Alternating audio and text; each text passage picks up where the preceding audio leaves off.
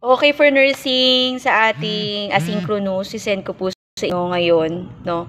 Yung pong ating pagtalakay sa tatlong kontrobersyal nitong mga nagdaang taon, may taon na, at ito recently. So, meaning to say, may mga ambag sila sa lipunan, pero minsan, yung nagiging ambag nila sa lipunan ay nagiging negatibo, no? Nasasangkot sila sa mga negatibong reaksyon. Tayo naman ay may karapatan sa anumang pagpuna dahil maituturing silang public figure.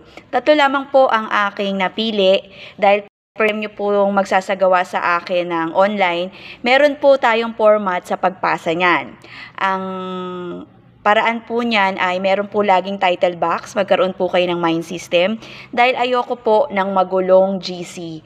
At yung inyo pong sagot sa controversial na huli huling controversial, you need to research dun sa tatlong sisend ko sa ating materyales na gagamitin ay yung recent controversial na nangyari sa kanila, no? So, bakit nangyayari? Posibleng nadudugtungan pa, no, yung mga controversial at nangyari yung pinakahuli ay yun po ang bibigyan nating reaction dahil po ito ay kabahagi na, no, kapag ka ikaw ay public figure, no, parte ng kultura ng mga Pilipino ang sinasabi nating sausawero, sausawera.